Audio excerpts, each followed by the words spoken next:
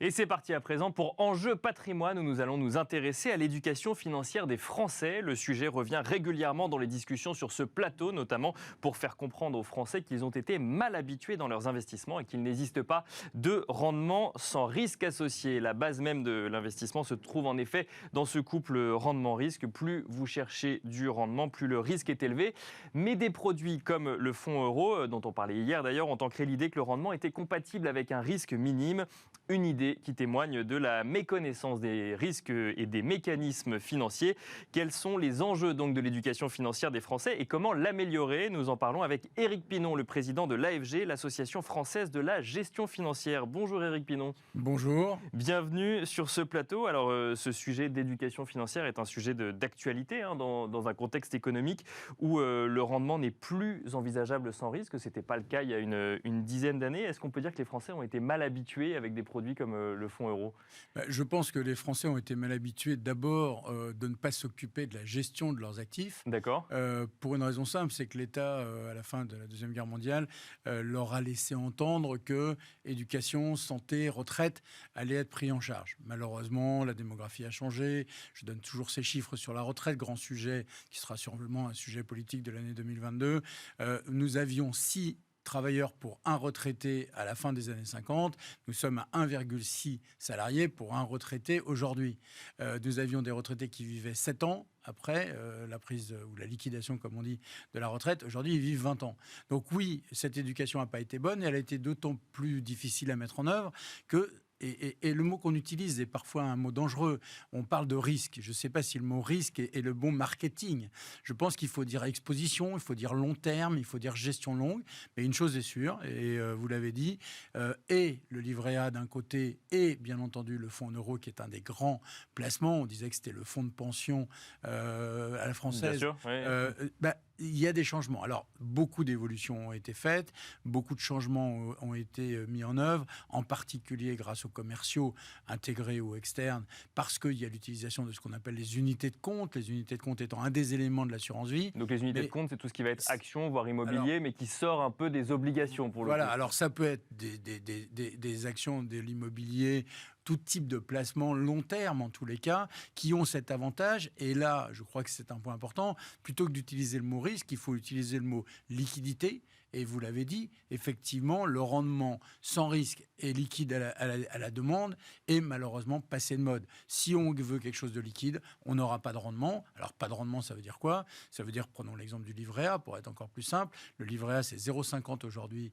de rendement, avec une inflation à 2. Ça veut dire qu'il y a quelque part une spoliation, une perte Bien sûr, de pouvoir de l'ordre de 1,5%. Oui, mais alors pour autant, le livret A reste un réflexe comme le fonds euro très ancré. Donc qu'est-ce que ça veut dire? Ça veut dire qu'il y a un manque de connaissances financières sur le fait de comparer ne serait-ce que le taux de son livret A avec l'inflation, ou il y a une aversion à tout ce qui peut s'approcher de près ou de loin à des actions ou à des actifs un peu plus risqués? Peut-être grâce à des émissions comme la vôtre, on va continuer cette éducation. Nous faisons partie au niveau de l'AFG et l'ensemble des acteurs de la gestion pour compte de tiers que j'ai la chance de présider, font partie maintenant du comité éducation financière dans lequel la Banque de France a pris une grande part à la demande du ministre de l'économie et des finances et bien entendu du président de la République. Une chose est sûre, c'est qu'il y a une très mauvaise culture française historique. D'accord. Alors, à chaque fois je dis, est-ce qu'il faut commencer en CM2, en 3e, en terminale? Ah oui, donc ce serait à l'école. Ce serait à l'école qu'on parlerait de finances pour le coup. Comme je le dis en boutade souvent, dès que vous donnez ou que les uns ou les autres donnent de l'argent de poche à leurs enfants, il ferait bien de leur expliquer à quoi sert cet argent de poche. Si c'est juste pour dépenser sans regarder, mais une chose est sûre, c'est que si on veut avoir, et nous l'avons beaucoup fait par exemple dans ce qu'on appelle la loi Pacte, avec ce qu'on a mis en place, le fameux plan d'épargne retraite, nous voulons, et quand je dis nous les acteurs de la gestion, nous les conseillers patrimoniaux avec lesquels je travaille régulièrement, nous avons effectivement une mission pour que l'ensemble de la clientèle financière française prenne en considération une vie plus longue, malheureusement parfois une vie avec de la dépendance, et des choses qui ne seront pas, en tout état de cause, durablement prises en charge par l'État. Donc, travaillons sur cette éducation, et là, on revient au rendement. Si je vous suis bien, Éric Pinon, sur ce sujet des retraites, par exemple, il y a cette idée qu'en France, normalement, c'est l'État, effectivement, qui finance. Ce n'est pas le cas dans tous les pays, notamment aux États-Unis, où là, pour le coup, on est obligé de capitaliser pour sa retraite et de l'investir sur les marchés financiers, ce qui fait que là, on a été mal mal habitués parce qu'on n'a pas cette idée d'investir aujourd'hui pour dans 20 ans. Et en plus de ça, on avait des produits qui offraient donc de la liquidité, mais en même temps un capital garanti et un rendement dans un contexte de marché qui le permettait à l'époque, mais qui ne le permet plus aujourd'hui. Et ce que vous nous dites, c'est qu'il faudrait commencer dès l'école, parce que ça, c'est un point que je trouve intéressant, c'est que effectivement, on peut apprendre la finance aujourd'hui en école de commerce, mais on apprend pour y travailler. En fait, on ne l'apprend pas dans sa vie de tous les jours, effectivement, pour savoir comment comprendre un placement financier. Et donc, quand on nous parle de risque, ça fait peur. Quand on nous parle d'action, ça fait peur, parce qu'on a peur de perdre de l'argent, c'est ça? Alors oui, mais ce qui est drôle, c'est que la génération, qui est plutôt la vôtre que la mienne, par exemple, accepte de jouer sur les cryptoactifs. Oui, bien sûr. Parce que là, on nous parle d'enrichissement rapide. Oui, mais d'un autre côté, vous avez des volatilités, des écarts de cours qui sont gigantesques. Donc oui, il faut commencer tôt. Pourquoi il faut commencer tôt? Pour rassurer, et ce que vous dites sur les États-Unis, mais c'est valable également dans le nord de l'Europe, c'est qu'on est dans une situation où ces gens-là ont compris que comme ils n'avaient pas l'État derrière eux, comme ils n'avaient pas les avantages sociaux de redistribution, entre autres de mutualisation pour ce qui concerne la retraite, dont on parlait juste avant, eh bien, ils ont pris en main leur épargne. Donc il faut... Et alors là, c'est un autre chiffre intéressant, enfin une autre période intéressante. Aujourd'hui en France, on ne démarre l'épargne retraite, ou on semble ne démarrer l'épargne retraite, que dans la zone des 50 ans, c'est-à-dire, allez, on va dire 15 ans avant le départ à la retraite. Bien sûr, quand on commence à voilà. se projeter dans sa retraite. Il est vrai que quand on démarre dans la vie à 20, 25 ans, suivant les études, on est dans une situation où on se dit, j'ai pas d'argent pour épargner, mais en fait, il faut vraiment prendre conscience que pour la génération qui arrive, lorsqu'ils partiront en retraite, ils auront 50% de leur rémunération historique. Donc, il faut absolument que ça avance. Et moi, ce que je dis, et c'est le travail qui est celui des sociétés de gestion que j'ai le plaisir de présider, c'est ne soyons plus des vendeurs de produits, style les UC qu'on évoquait juste avant, mais des vendeurs de solutions d'épargne. C'est-à-dire, posons-nous une question avec les distributeurs, le monde des distributeurs intégrés que sont les réseaux bancaires ou assurantiels, et puis les CGP-CIF, comme on dit, c'est-à-dire tous ces conseillers externes. Moi, je pense qu'il y a un progrès à faire et je pense surtout que c'est le moment de le faire. Les rendements d'État sont très bas, les rendements sans risque, comme on dit, alors autant j'aime pas le mot risque, autant le sans risque, je veux bien l'utiliser, sont effectivement de plus en plus faibles. Donc, utilisons ça pour faire avancer la psychologie des gens. Alors, l'Association française de la gestion financière a édité un guide à destination des professionnels de la finance, parce que du coup, c'est un des credos que vous défendez, c'est que du coup, l'éducation financière doit passer aussi par les professionnels de la finance, ceux qui proposent les produits, c'est ça? Absolument. Alors là, c'est un guide qu'on a fait, qui a été stampé par la Banque de France avec le stamp EducFi, comme on dit, qui n'est pas un guide promotionnel des produits, pas plus d'un produit que d'un produit Y. Et ce document des 12 principes d'épargne et d'investir, c'est la prise de conscience avec un petit pie chart ou un petit camembert, comme on dit, de posons-nous les bonnes questions, vérifions où on veut aller sur la destination. Et troisièmement, à ce moment-là, on va adapter la gestion. Et comme vous le dites, je crois que c'est essentiel que nos amis distributeurs, que nos amis conseillers, qui ont la chance d'avoir la confiance de leurs clients, je pense que ça, c'est essentiel de le redire.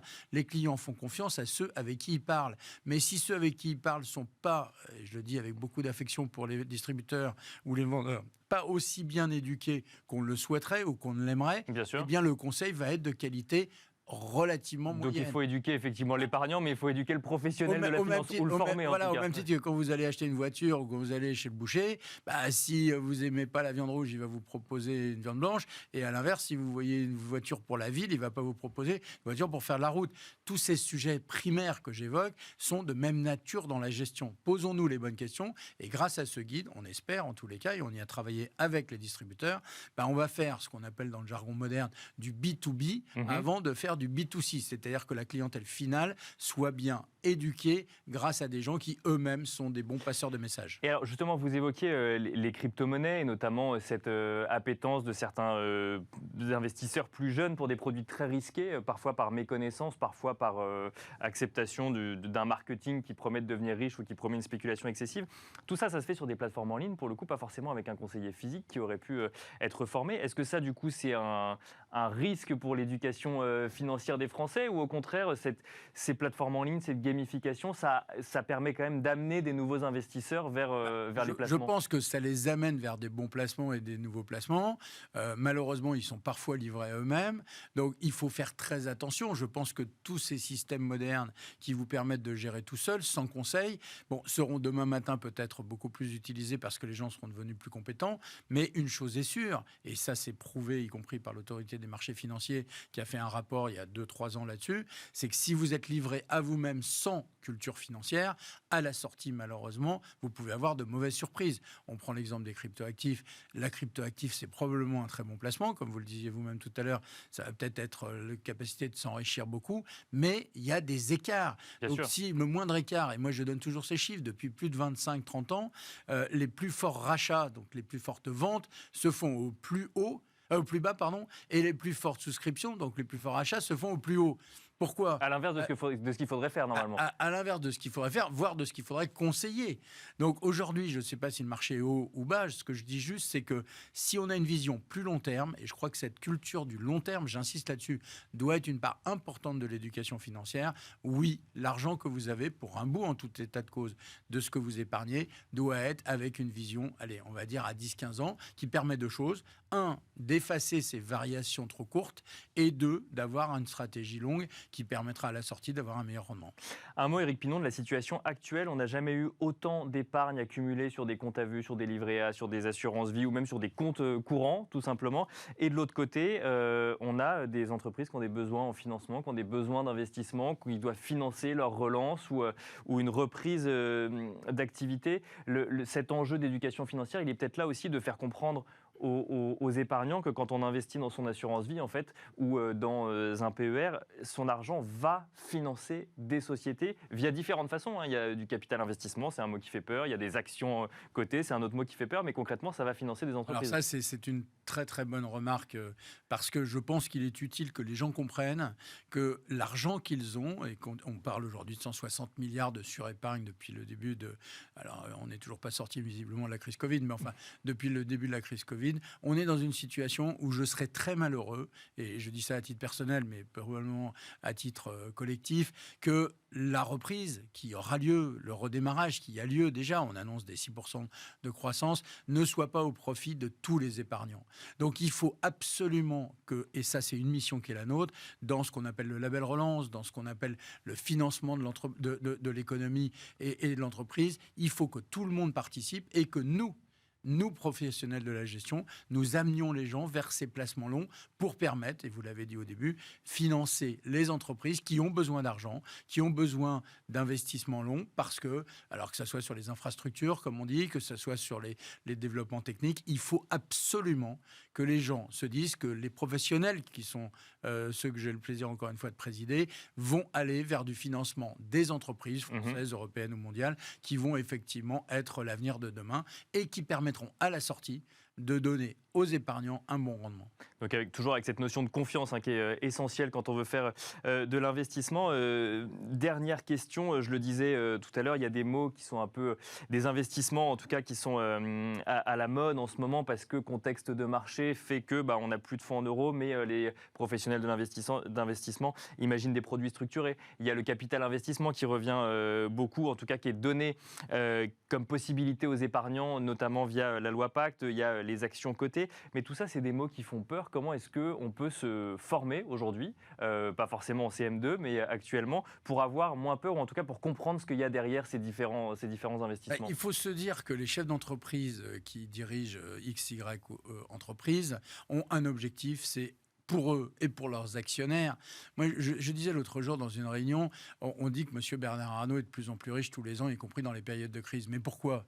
Parce que la valeur LVMH, qui est sa propriété, alors certes, il en a plus que la moyenne des épargnants ici, mais tout épargnant actionnaire d'LVMH profiterait à due concurrence de sa part investie de la croissance de la valeur. Donc, il faut rassurer les gens sur le fait que, contrairement à ce qui est dit, contrairement à ce qu'on a connu peut-être en France, l'épargne salariale, par exemple, l'épargne salariale qui investit, comme ça a été le cas aux États-Unis depuis de longue date, investit dans les entreprises, est un moyen de s'enrichir parce que l'entreprise dans laquelle nous travaillons, dans laquelle nous investissons, est là pour faire une croissance. Alors après, on peut discuter du partage des richesses entre le salarié, l'actionnaire ou l'investissement. Mais une bonne entreprise investit toujours pour le demain ou pour l'avenir. Et ça, je crois qu'il faut absolument dire aux épargnants, mesdames, messieurs, vous avez la chance de pouvoir acheter une entreprise. Cette entreprise va faire de la croissance et il faut que vous y participiez. Je serais malheureux que sur l'épargne, par exemple, l'investissement dont vous parlez,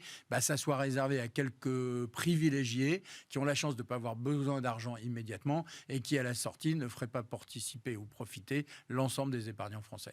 Merci beaucoup Éric Pinon. Je rappelle que vous êtes président de l'AFG, l'Association française de la gestion financière.